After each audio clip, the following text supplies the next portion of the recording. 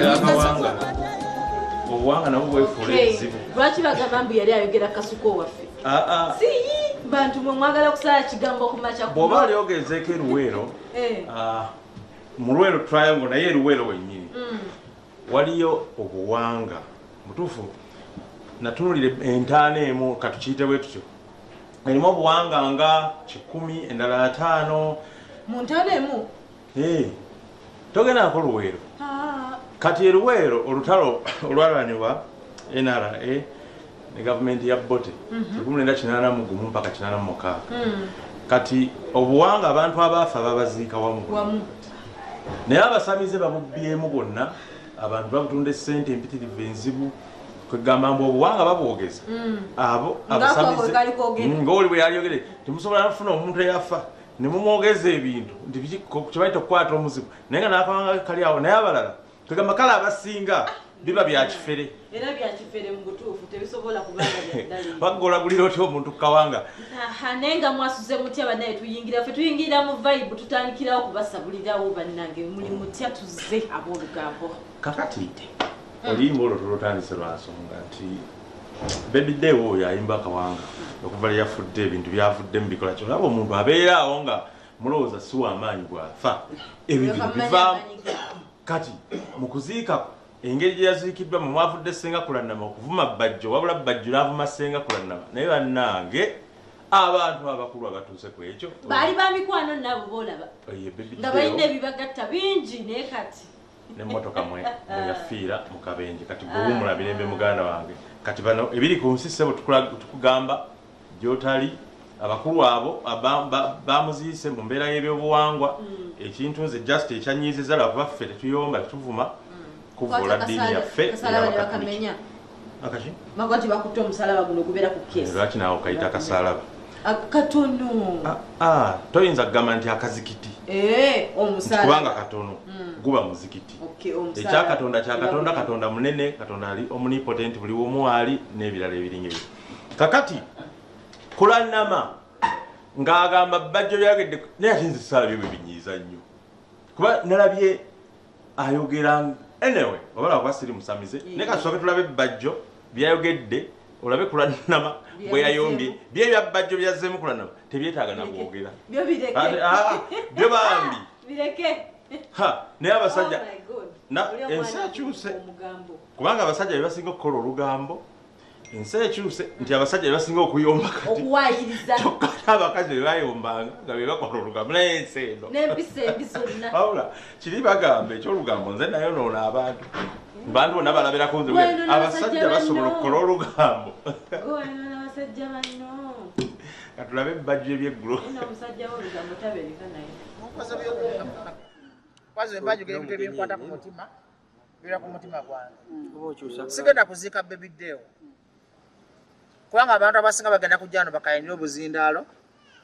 basaba obuzindaalo guguno omuliro gw'omukomye ku National Theatre naye mbadde nkugamba ti gwe bakuyitaani toyambanga omuntu because of gwena kyomukola ki ennyimba bbiri Bajjo omuzimu gwa Baby Day omugabe musamize tafudde nga musamize nzezikiriza mu Katonda omulamu taata wa Yesu nanyina omwoyo omutukuvu bwe manga neewayiriza mu kamera wano Mukama ankole ekikyamu tamama wange omuto gwe walekawo kubanga bino njogera mazima sitambyaka era munkozi byokuletaki kamera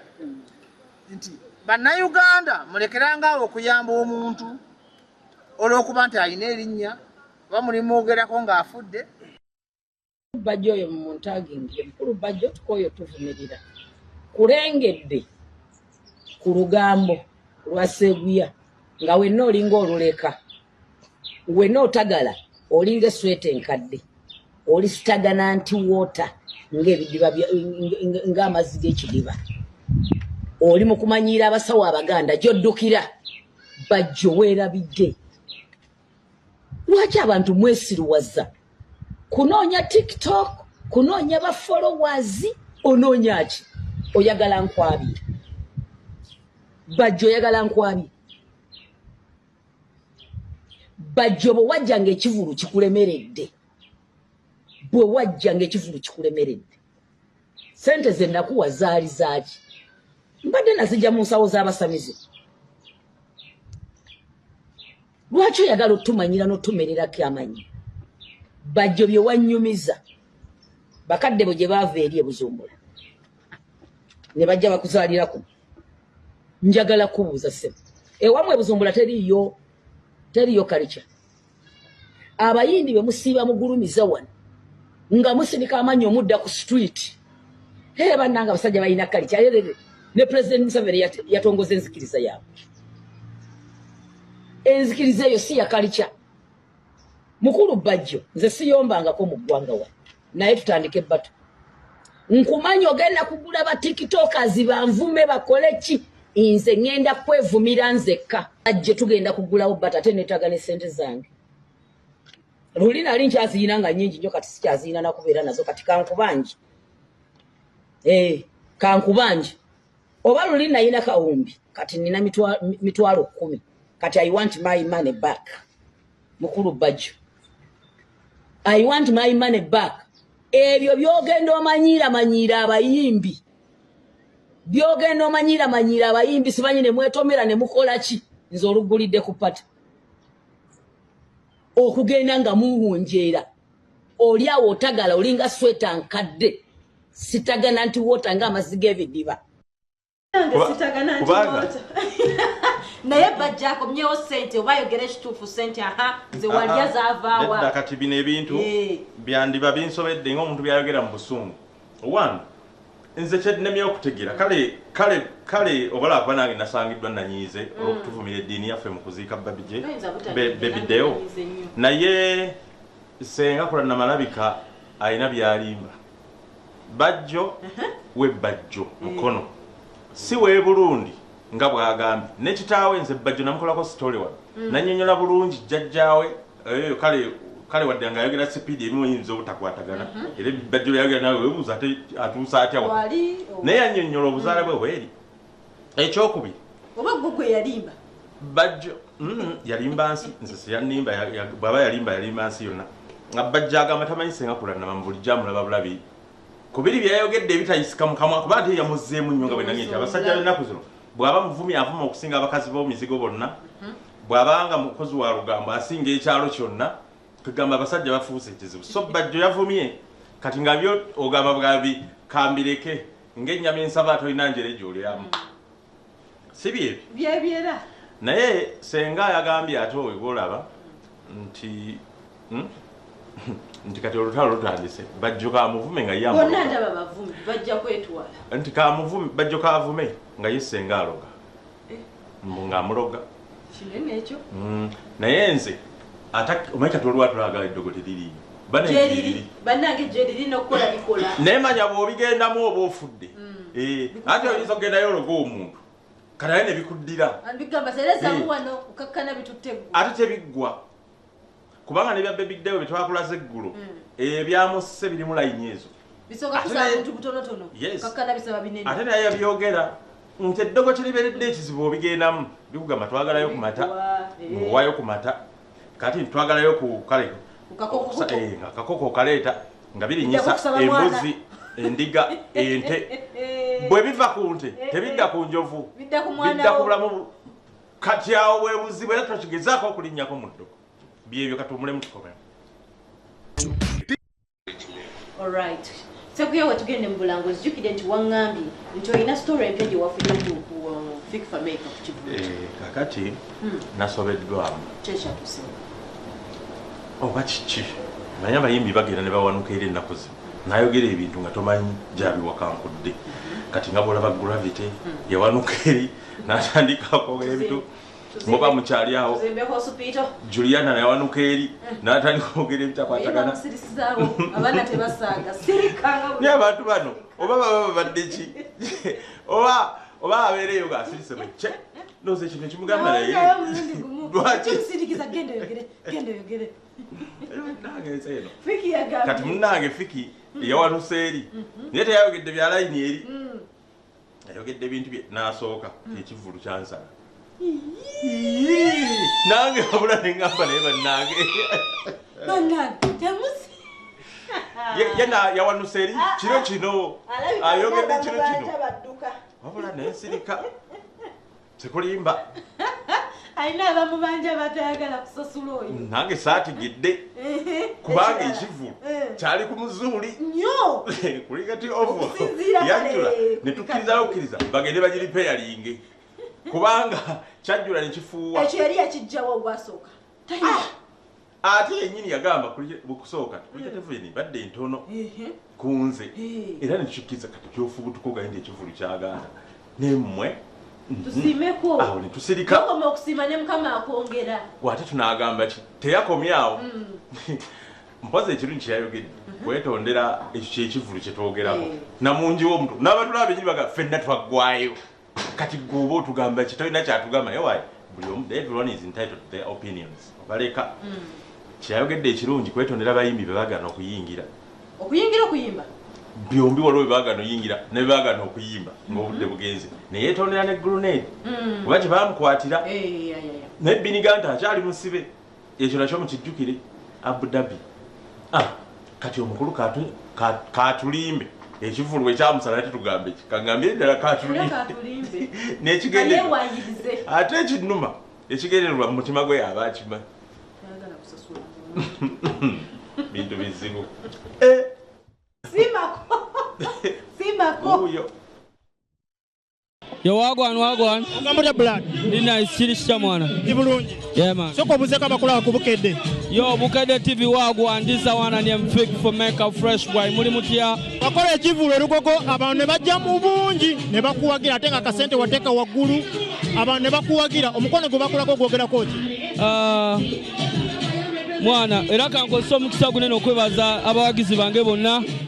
neggwanga lyange mwana large mwebale nnyo okusupportinga muziki wange mwebale kuwagira talent ya Uganda omukwano gwe mutulaga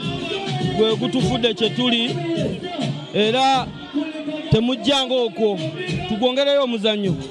yaman abayimbi bangi bakola ebivulu webityo ne biba binene ne agenda okuvamu nga tafunye kasente promota agenze ne sente kugwe kyali kitya ekikulu amazima sikulembeza sente era show yange nagikolanga osobola okulaba nti no price yali waggulu nenge ekikulu kyabena sakola show kufuna sente nakola show you deliver then nolyoka obanja so kyenafunamu sente nazifuna naye kyenasinga okufunamu gwe mukwano n'okuŋŋaanya abawagizi mwana n'obayita ne bajja kyekisinga okubeera important akatono koba ofunye kovaawo nako n'okukeepinga image ng'eri waggulu exactly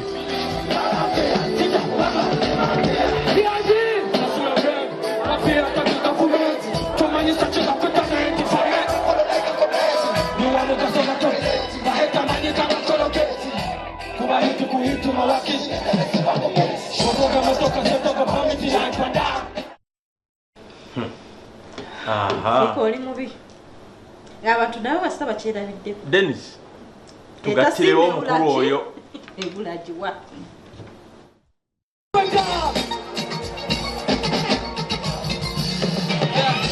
naye ku kivulu ekitulaba nti abayimbi abasinga balemesebwa okuyingira ng'omukulu Eddie Kenzo bamuddulwa obuzibu bwava ku kiggwe wabitegeerako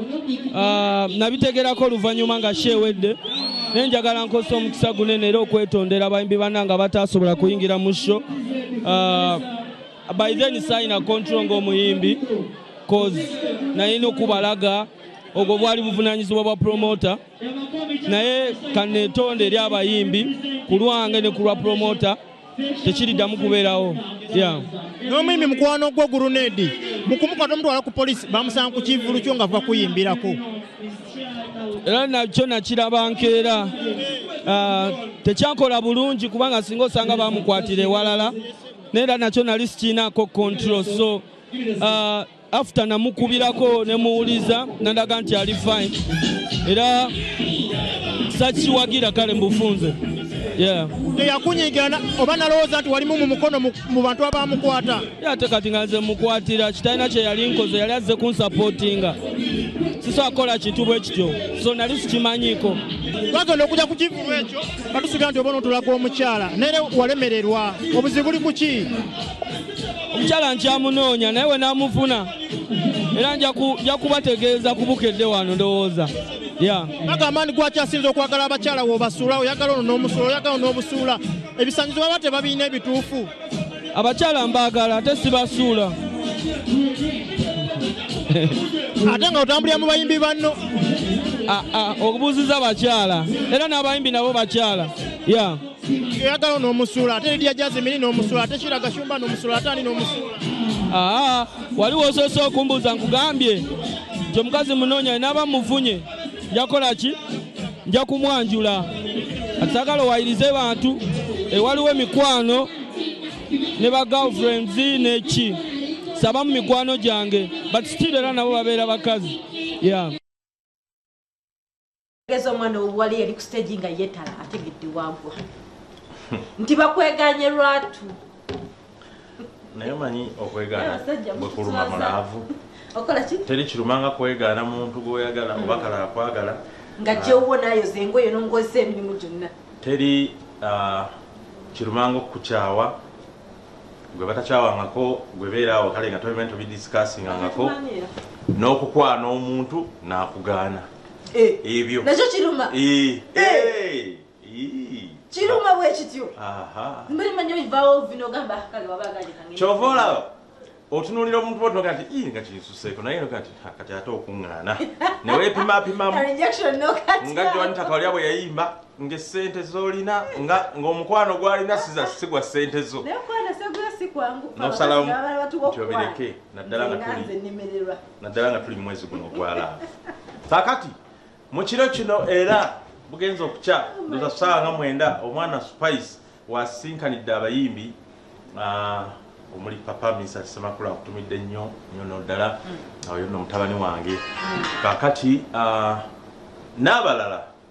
oyo Mr. talina ntalo naye n'abalala abayina mu mbeera ya obutakkaanya babaddeawo mu bbaala ekkololo bonna ne bajja ku stage nedda abo twabaggalawo bali ku kiwaani abaana bakataliyani kano zeŋŋamba tebalina musajja gwe bayagala bali ku bintu birala tebalina musajja gwe bayagala omu nedda balina bebabalamu balina bebabalaabala balina bebabalaabala birala balina birala byebabalaba tebalina otherwise abaana bakataliya balina empisa ate njogedde ku mpisa nenjukira mukwano gwange ennyo empisa Harriet Nambiru ewandegeya ku Dream Restaurant kale soke tulabe ekivulu bwe kyabadde ekyo Spice oyo ayina byeyayogedde eggulu naye bannaye stagga soka olabe ekivulu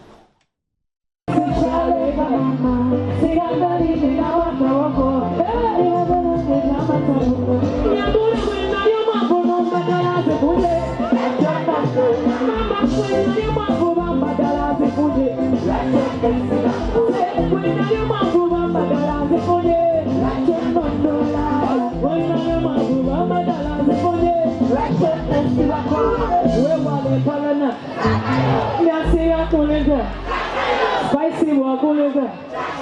spicy, spicy wa.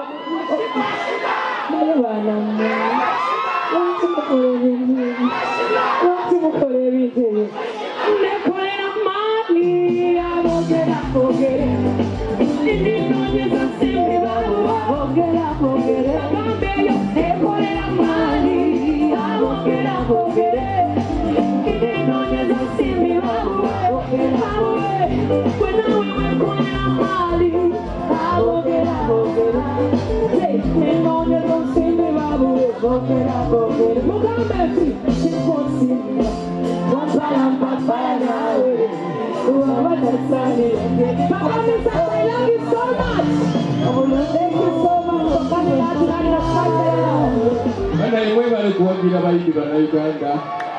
nsaba mwekubireko omugalo muli bakabinyo mugende mu maaso n'okuwagira abayimbi bannayuganda kirungi nnyo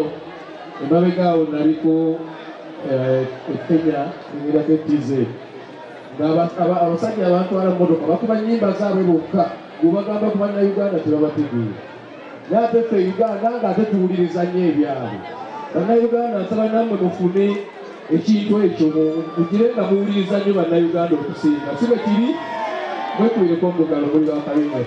Kokona Kokona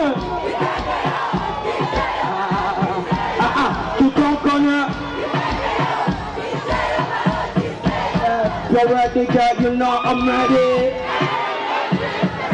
The Malakuna with power, the Kota and the Kunyasa with you.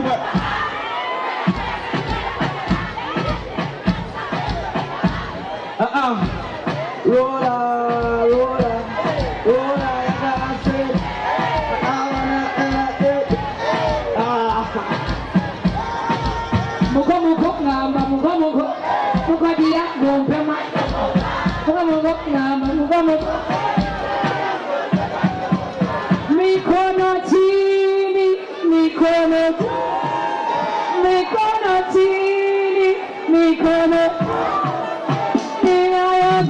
Ekiri Senegal Ivory Coast eyo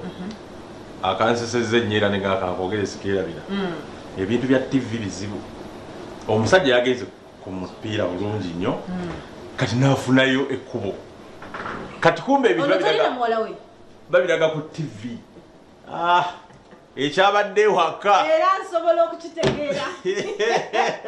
yasanze emigugu giri bweru simuviire kubanga munnanga ate tunagamba ki nenga n'omwana amweseka kakati wetukome wali wa Spice Dana omukulu oyo yayongeddwako omutete eggulu yafunye endowooza yafuuse ambassador mu kampuni ey'ekkumi Spice Dana naye netwala mu kisoogo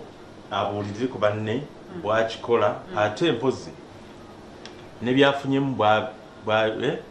butya bwabikumbye kati empozi nayogera n'ensonga endala nnyingi omuli ne bato abamugamba nti nno bamuweemu shiba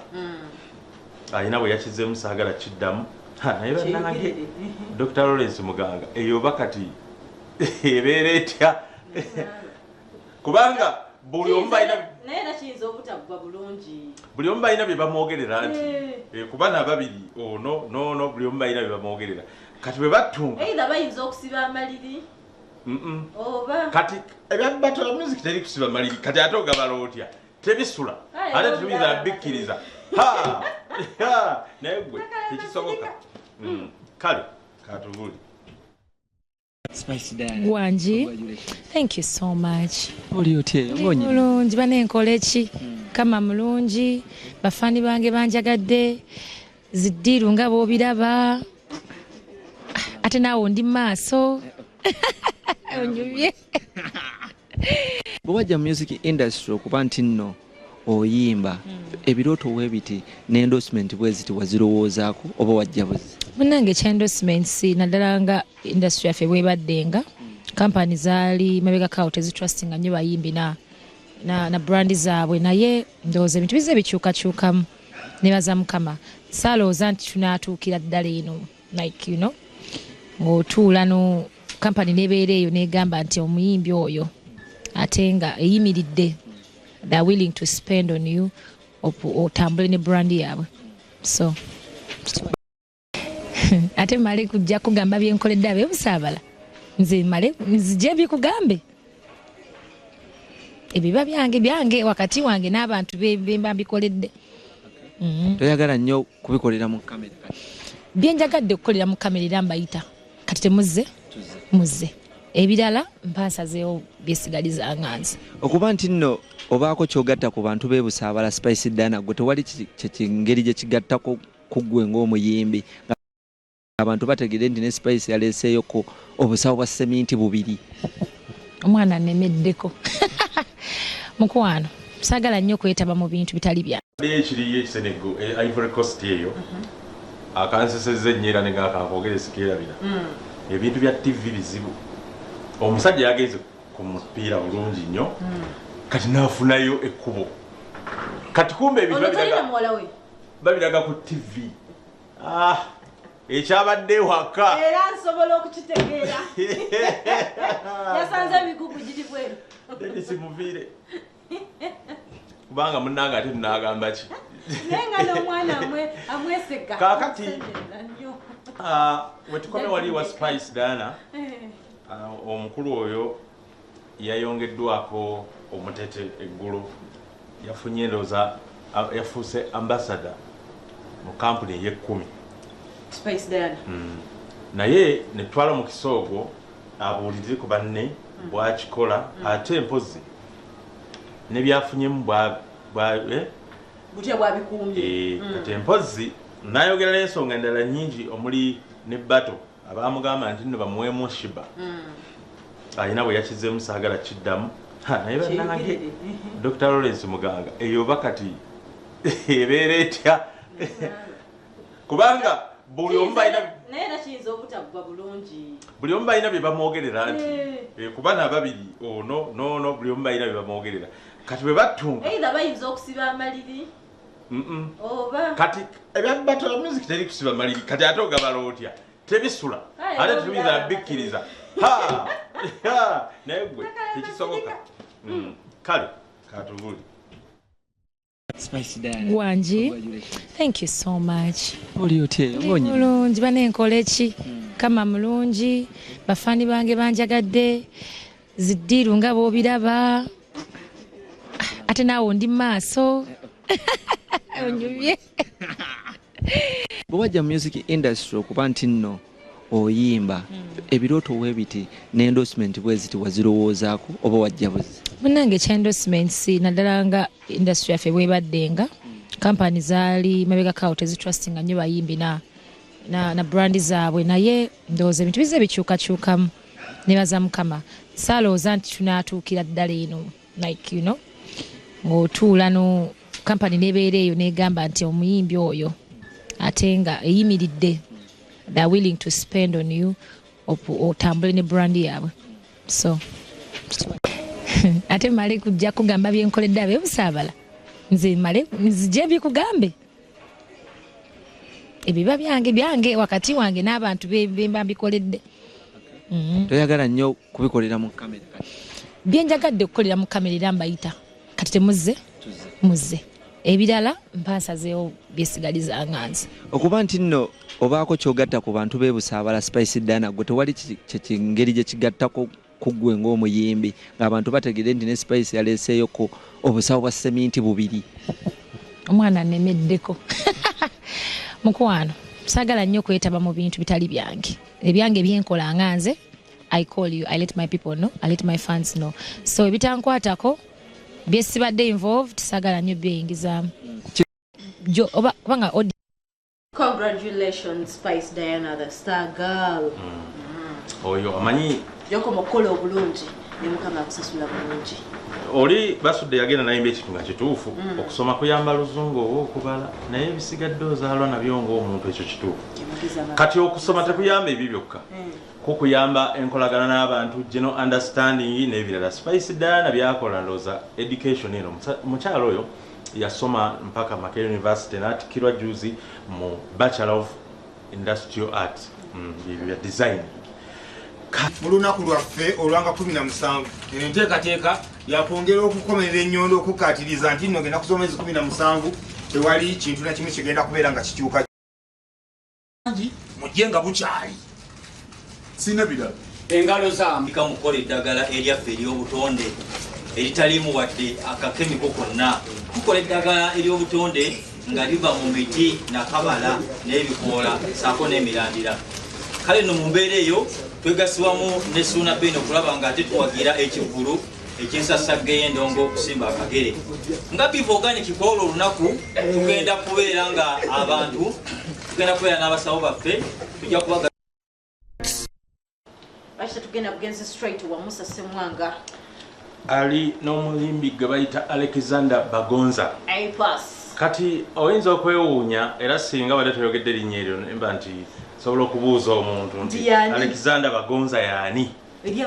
mwenna walayi okugjako baganda be bebayitegedde kyova olaba omuyimbi kyetaaga nze ebintu byenalaba bwetandika nga weyita linnya lyo kubanga otuuka akaseera Anatalia Ozi yagenda neyesimbawo nakola olugambo nze nga ndi mulonzi we naye yangonaga nti wannonze nti saalabyeko Anatalia Ozi agati koze erinnya lye yaani ettuufu nane lyange era olaba ndyerabidde kati wetuuma erinnya nga siriro nebigenda bikuwanvako nambooze oba aneti naye nga liriko nambooze ate lisi nambooze Anatalia Ozi ndooza nambooze oze eri oze n'atemako ekasembayo naye nga ki katulabe mwami Bagonza Alexander byatugamba lina musa nze Musa Semwanga muganda nga tulaba ku Bukedde TV1 programu ekyenkya akanyumiro bakayita celebrity breakfast ekyenkya ne celebrity tukyaza baserebu ab'enjawulo muganda wange ne tuwayamu nabo ne batubuulira obulamu bwabwe butambula butya embeera etambula eti olunaku olwaleero tulina musajja mukulu bamuyita Alexander Bagonza muganda wange is one of the most inspiring artists bannayuganda be bakalaba yatandika nga asaaga by the way abantu nga bamunyoma bamuyisaamu amaaso naye kati wetwogerera his global his international his continental n'ebigambo ebijja mu kkowa eryo. Ladies and gentlemen, tuline Alexander Bagonza Epas wano mu gym agezaako kugattawo n'okutoolako. Epas wagwan. Easy, how are you? Everything nice? Everything Chris. Kyayogera nnyo olupatwa edda wayogeranga nnyo olupatwa. Anti oba oyagala abantu bategere kyoyogerako cause bw'otandika ate okwogera bye batategeera oba to-communicating kyokka wayi tebabijuwa oba oyogera naye to-communicating. Yeah. How have you been? I've been good. I'm very thankful for life. Tuli basanyufu obulamu bwe buli Katonda atukuumye and we feel good. I've been good, yeah. First and foremost, congratulations on your new album. Muganda nge Bagonza kwegamba yajjanga surprise eri abantu abagala endongoyo n'abagala music we Uganda. Wetugenda otambulira awo olwaleero tetugenda kwogera ku kintu kirala kyokka okujjako bagiyita art of work empya gye bayita Bagonza. 42 songs, right? Yeah. Why 42? 42 songs because we are recording a nyimba ndo za 10. We recorded more than 100 songs for the album. We mixed more than 87, 86 songs on the album. And we had to cut them down to how many songs? Probably like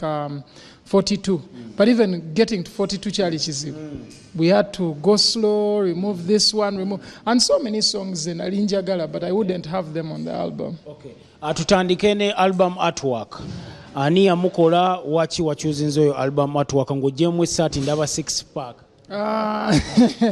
Yakola album artwork bamuyita Hatimax. Yakuba ekifaananyi bamuyita Manzi, my official photographer.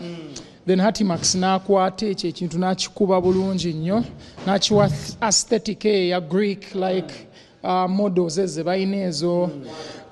eza ba kings baabwe ba gods baabwe that kind of feel nali njagala since album bagita Bagonza nali njagala okweraga mu kifaananyi ekipya because tubadde mu gym nga tukola so there is a difference mu shape ne physique so we wanted to show that off as well naye nga kiri artistic so Hatimax ye yaleeta ekintu ekyo to life oba ekitegeere yakola graphics after bamuyita J Effects yakola graphics ez'okugatako ebigambo okiwa ka coloring akalungi but yes nakola n'abantu nga basatu kwekyo ekintu. Speaking about gym nga tetunagenda ku album kuba nkusanze mu gym bino ebintu obitandika ddi n'ogamba kanteekeko?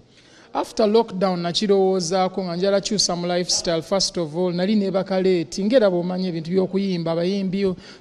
obeera mu studio ekiro kyonna so nenjagala nkyuseemuko katono so nentandika gym neŋŋamba nnonze gym so namiitinga Coach Shubu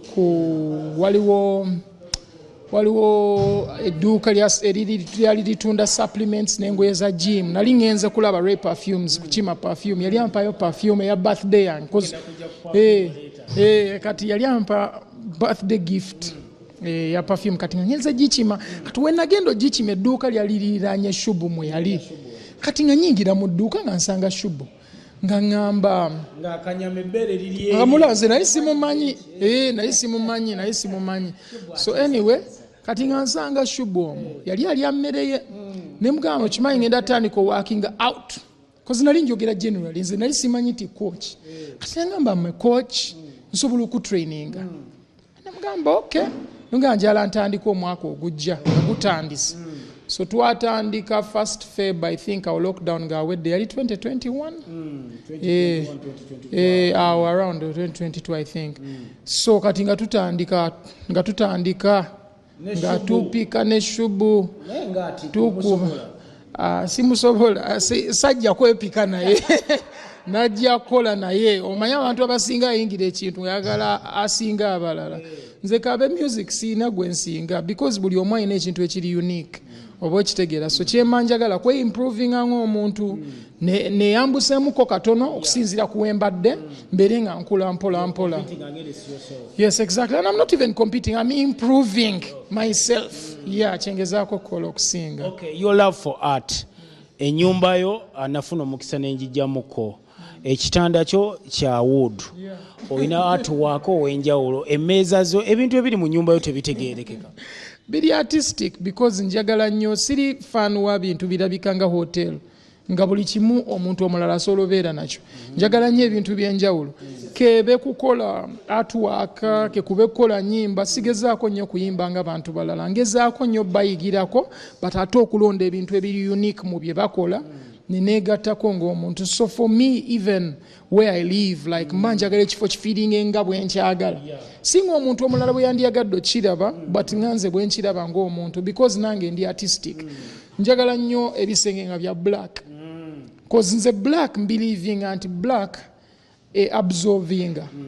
white deflectinga in my understanding of colors kakati njagala nnyo black because wendi mba njagala ne absorbinga buli kimu so that's why I choose black.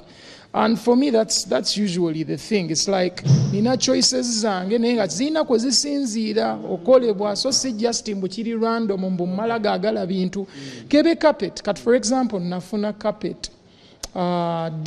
myezi ndowooza ng'ena emabega naye nali sirina carpet mu ddiiro paka bwe nafuna carpet gye njagala nga nze nga ngirabye ne mmanya nti yeeno ng'eri mu bikadde nga naye yakabi so nga njagala kati nze usually njagala nennonda ebyo ebintu ebiri unique nembyegattako. Speaking about uniqueness muganda wange your fashion sense nayo muganda wange endala olina ebintu byoyambala ennaku zino nga bibyo engatto engoye kati nakulaba ku album listening party wano ku Davira ng'olina ekintu kyoyambadde kiringa ekyaba kickboxer nanti fashion eri inspired by aba Japan njala nnyo fashion z'aba Japan bali very unique mu style ebintu byabwe binenenene munsi bitono mukakwata kati nga bino byetwambala mu gym so ate nga yeyo fashion gye njagala ennyo nze ng'omuntu cause ninamu martial arts nkola martial arts so ninamu emigere ninamu mitonotono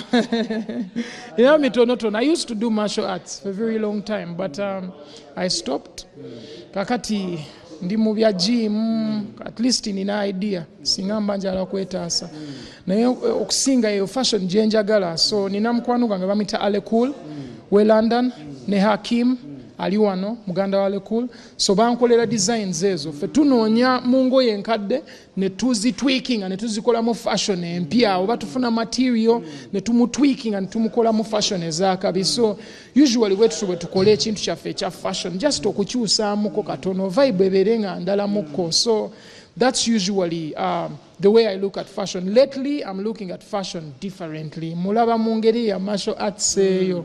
oba okitegeera cause buli muyimbi wano I think balina style yaabwe naye bw'oba obeetegereza abasinga ekintu kyekimu okitegeera ekintu kyekimu ate right now si bwe ntyo bwe ndowooza as a person ku myaka gye ndiko si bwe ntyo bwe njagala olaba ebintu. Twogere ku album kati Bagonza lwaki in all names wa choosing Bagonza erinnya lyange linsinga okwagala so nze Epas erinnya ddungi lyava ku standing for Alexander which is one of my names naye Pass lyava ku ssomero waliwo caretaker wange naye yali mwezi 6 nga mukwano gwange yali anyambako nga bandeese mwezi 1 cause nali simanyidde boarding schools bwe zibeera nga lwe lusoose okujja mu boarding so Pasi oyo bwe yavaawo bali bamupita muganda wa Pasi naye bwe yavaawo ne batandika okumpita Pasi kati ate bwe twali tuzannya akapiira nga ndi striker nga nsaba nnyo Pasi kati ne batandika ate okumpita Pasi bampita Pasi back Pasi bwe batyo so erinnya nendigatta ne ngamba nze Passman nga Butcherman cause nali njala nnyo fire base kati nga bola Butcherman ba banjo man so nengattako ekyo ekintu nengattako ekyo ekintu ekyo oba okitegeera so nenga Bini Mine baani abo we bati aba dancehall so Passman so from there linnya lyange lyennyini nga Bagonza nga sirifaako nnyo but ate nga ndyagala oba okitegeera so nentandika kati otoddi incorporating mu nnyimba kati nga bw'olaba cupa ku cupa amanya bampita bagonza so that omuntu ayiga erinnya lyange okitegeera koza amanya gaffe oluusi tugazalawa ate lwakuba liri loko oyagala erinnya eddungi kitegeera kati ova olaba n'essaala kati ezintuukako zonna zikola abantu abasinga ayina erinnya bamuyita nakanwaji agamba Nax esaala buli wejja ng'eva ewa maama w'omwana oyo ng'asabira nakanwaji esaala egenda wa Nax kati ye malayika bw'atuuka addayo buzzi kozi nakanwaji tamulaba kakati awo ne ŋŋamba bagonza alubamu yebeere bagonza buli kimu kibe emikisa gy'abagonza giyinza ogenda ewa Passman oba okitegeera so nga saagala nnyo kwejja ku kyendi kozi njagala okwegroundinga so my third album yalina okubeera nga yenze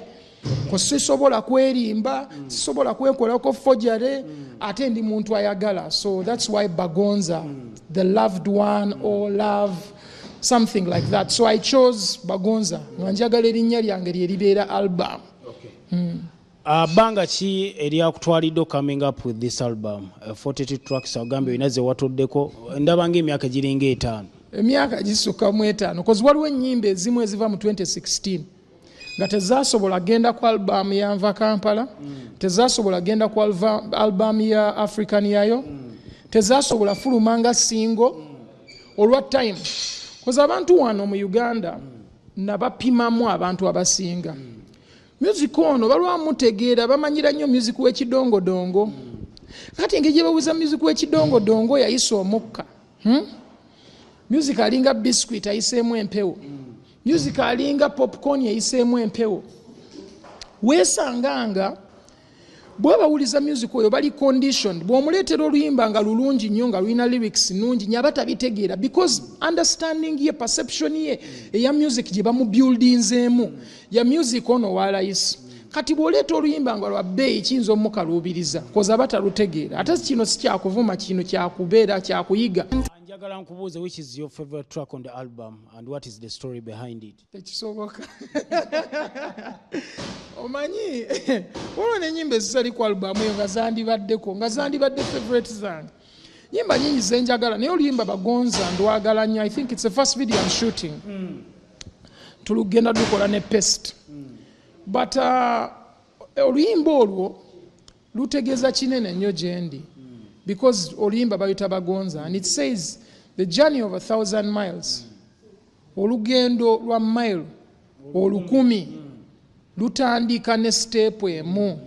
I've been hustling a billion times badde mpamba n'emirundi billion sifaayo batonjagala cause bwe tufuluma tulina abantu bangi be tufiiringisa jealous bafuna ekinugu bafuna akasajja bafuuka abalogo naye tusigala tugende gwe beera nnyo omulogo fe tusigala tugenda eri whether okyagala oba tokyagala and eyo message yange teriimu kwenya teriimu kulowooza mbu nina gwennyigiriza ze nkugambye wento wenjagala okutambula oba okitegeera so oba okyagala oba tokyagala ogenda kiraba kyova olaba lutandika ne lugamba weewola amaaso obanga tolaba the game is over nzija na muliro bampita joka smoker gyala prime priya esaloka drinks on a table bad man overloader pop champagne girl lose brain top G you don't see it I'm a real man the car parked outside is a foreign kitegeeze motoka eparkinze ebweru si ya wano tebagikolera wano si tata okitegeera mu Germany ye Alexander Bagonza still on the album omanyi munzize nkufollowinga for some time oyina close relationships ne ba producers bo from way back banesimu bani abantu obakwata boti however on this album ndabyeko gayo omu bamuyita Baru yalinga yayina more credit on the album lwaki Baru si just Baru abalala bonna ne yakola oluyimba olumu muwanyo credit n'abatasobola kubeera ku album bawa credit naye Baru ekyenjawulo kyayina Baru ye ya mixinga album eyo yonna buli luyimba lwa guy yenna producer yakola beat yampeereza beat eyo oba yaginkolera n'agimpa kati nze ndi recording engineer then nengenda mu studio recording enyimba ezo nenzigyamu ebintu ebimu byesaagala as a producer nemmala ate nentwala ewa mixing and mastering engineer who is Barrow. Kati Barrow buli luyimba lwa producer yenna ze namutwalira ye yazikwata n'azitweakinga n'azitereeza ne soundinga bulungi ye muntu yakola final product bali kye balina kukola kuba beat teri kirala teri oba ku balansinga kola kiteri so ye yakola omulimu omunene kozo okwata ennyimba nga 10 nozi mixinga zamutwalira almost omwaka mulamba. So it takes a lot of time omuntu okusobola otuula ku project n'agikola so you know more credit because beat osobola gikola mu dakiika 2 ku mixing oluyimba kitwala hours and hours osobola omala ku mixing oluyimba lumu n'olumalako olunaku lulamba ate nga teruwedde. So credit muwanene nnyo because that is not an easy thing si kyangu n'akamu. So but besides that kuliko ba producers bangi abakola ku album okitegeera Dan Magic wali gwe twatandika naye mainly ezenyimba ku particular kwen album koze nyimba ezimu nazigattako bugasi ko zali zimachinga ne album naye album idea twagitandika ne Dan Magic mu lockdown kandi lwaki tetukola ya album nga ya love ng'erina nnyo love twali twagala nakola bedroom album nga ya kisenge nnyo nga ya mapenzi album era kitaka yandinyize kuba ina EP gye bayita bedroom essentials nedda teyandinyize because that was my idea first started. Before that I had actually even told people I have a bedroom album oba okitegeera so ekyo ekintu abantu bali bakiraba dda yewe yagenda ogidropingire ekyo nga nakyogera dda nga nakiva nako nga nakyusa dda ne idea nga saagala bamanye erinnya tuufu ngenda beera bagonza so nembaterawo kiri nti bedroom album naye nga album eri infused with love and all that energy probably your thighs. Yes, you tell me you love it, but will you hold me tight when I'm inside? Baby, me love it when you hold me in between your thighs. I'm letting you know, muchino toli no more. Yeah. Wachi wasazeewo okukola n'abawala bato aliko bangi ye mumanyi abasigadde sijja kulimba nti mbamanyi nati liko bangi weewamwe yasuddewo towel but she is beautiful mulabako ku blankets nga opening the up for conscience. Yes, exactly. Saaliko ku share yo yanuma buli muyimbi eyali ku share nayina oluyimba naye abayimbi bonna mu 6 oba 7 buli omu nayina oluyimba naye buli omu kwaliko Kivumbi ow'e Rwanda nina naye Captain kwaliko si nina naye River Nile kwaliko liko bangi naye nina naye oluyimba ate ne ku album ogirabye mulina kwenyimba nga 3 then kwaliko Lucas Black Conscience yennyini naye naye oluyimba so line up yonna yayina ennyimba naye kati ate bwe bandaba bagamba abantu babi but it's a dedication to my friends benina kati cause gye mikwano gyange nange gye nsobola otuula nagyo ne ngamba man mumponyeza mikwano egitali real oba okitegeera and it's also a song that olunyonyola omuntu awuliriza let's say nga ayise mu bantu abamukoze obubi n'afumiitirizaamu n'amanya ani gwagenda oddiringa naye ne gwatagenda ddiringa naye kosifulumya nyimba zitalina solution ne bw'owuliza albamu eno erina problems ze addressinga ate erina ne solution si just mbo oyogera ku kukaaba bukaabi bayuda tuyita nabo ntubakoledde ki bayuda so bw'owuliriza abantu lukuwa solution. Have you ever been heartbroken? Yes, most definitely. Mirundi mingi. Mukazi kyayinza okulekawo epas bangi abasobola okundeka cause pressure esobola omusukako omuntu asobola okuba nga njagala naye ng'alaba abantu abanjagala bangi oli omuwala mbuuza onanjagala onampahaago nampeereza message okitegeera kati kiyinza omusukako ye ng'omuntu bw'aba nga tamanyi nti ye gwe nalonda abeera awo nga agamba si ye wuuyo ng'ate nze ngamba wuuyo nga naye ye agamba wano sijja mmalako so pressure sometimes because relationships zange zimu zifudde lwa pressure ezimu distance long distance oba okitegeera ng'omuntu bambi abeera akulowoozaako naye ng'alowooza maybe olina ebirala by'okola ate naye kwegamba aba alowooza nnyo so mental state ye eyinza obutabeera wantu walungi nnyo ate nange oluusi saagala nnyo distance so oluusi biggwa bwe bityo oba oluusi mutuuka nga empisa z'omuntu tojja mmalako nazo oba nga empisa zo ye tajja mmalako nazo. True story, omuwala ono namusanga ku show wano ali ku Nexus ne musanga ku Nexus nali ngenzeewo byakusaaga nali ngenzeewo ne mukwano gwange omuwala bamuyita Sinyorita nga mututa alabe bandi yali yangamba talabanga bandi naye yali azze ku meeting nga kuŋŋamba byakola kali mu industry so ne mugamba wakise tugenda n'olaba bandi ate ngenda performinga naye bwe na performinga nalaba omuwala gwe nali njagala nga nali njogera naye naabula naye ng'aveeyo yali ava Germany so omuwala ono bwe namulaba ne ŋŋamba yono nali mpafominga kati nga ŋŋamba olina oluyimba lwe yali ayagala bayita tulo nga ŋŋamba ndumuyimbire bannange nga ne saze du performinga ne mutunuulira ne ŋŋamba yono bwe namala okuyima ne ntuuka wansi najja n'ambuuza nampa hug ne twogera so we spent a lot of time talking bunch of days we kept in touch nga we spent a lot of days maybe 5 or 6 days up to the last day. Nothing happened physical, like sexually, but it was one of my best moments. And at the time, I knew we wouldn't be together because there were some issues, there were some things she was going through as a person. And even Minga and Yao, but for her, she was going through a lot of things. But it was like I had met a woman of my dreams, and it couldn't be. So remember, true story, nalukolanga ni mu feelings zange nga sirowooza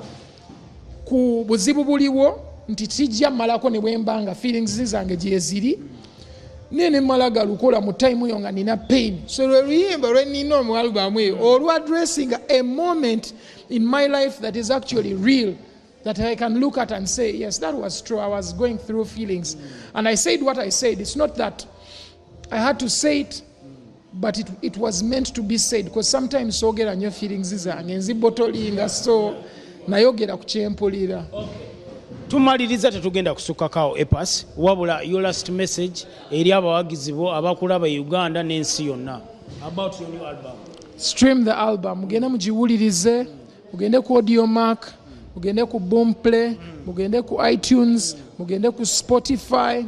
mufune album eyo sagala bintu byakwekwasa simanyi tewawuliza music Uganda music tanyuma album eno bagita supermarket ya love oyagala love ate mulimu ne vibe so mugende muginyumirwe kyensaba bagende banyumirwe album temwebale nnyo kunkyaza that's the other thing I would say thank you so much naffe webale twaniriza amina wana kugezaako awo nongamba semwanga linda nsooka enfulumya album olwafulumye nenkunoonya okitegeera naye kati wetuli tweyanzeege ye Epas Alexander Bagonza he's a good man talina tabbu ku muntu yenna nze Musa Semwanga sibe bulungi